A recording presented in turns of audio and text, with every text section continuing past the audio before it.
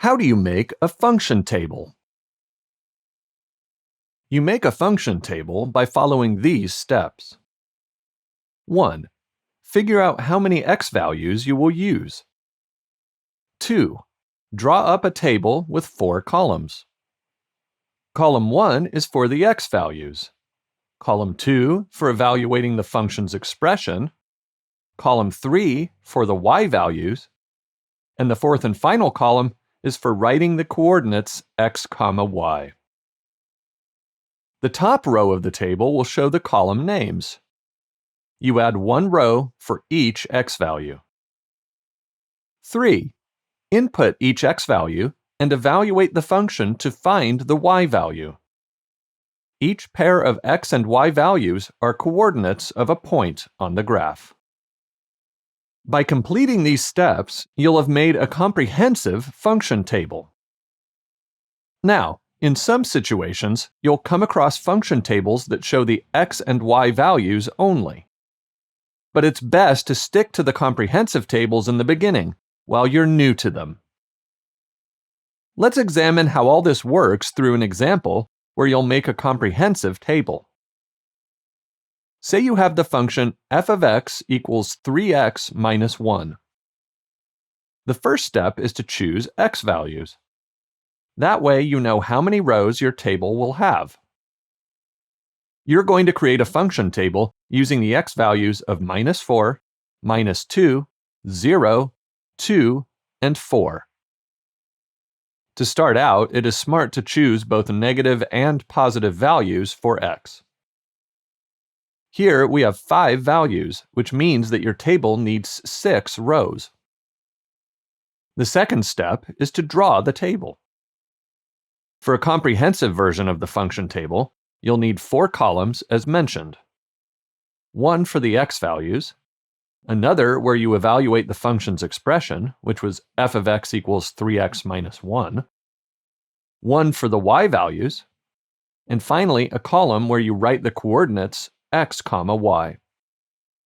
It is common to list the x values in ascending order like this.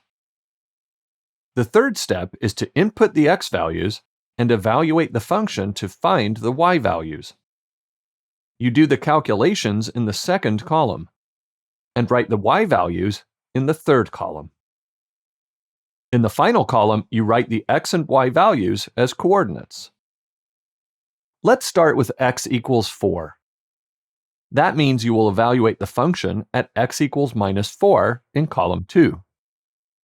You insert minus 4 into the function and get that f of minus 4 equals 3 times minus 4 minus 1. The answer is minus 13, which you then write in the y column. You then place the coordinates of the two values, minus 4, minus 13, in the final column. You continue like this for each x value. F of minus 2 equals 3 times minus 2 minus 1, which is minus 7, giving you the coordinates minus 2, minus 7. F of 0 is 3 times 0 minus 1, which equals minus 1, resulting in the coordinates 0, minus 1. F of 2 comes to 3 times 2 minus 1, equaling 5. So the coordinates are 2, 5. And finally, f of 4 equals 3 times 4 minus 1, which is 11.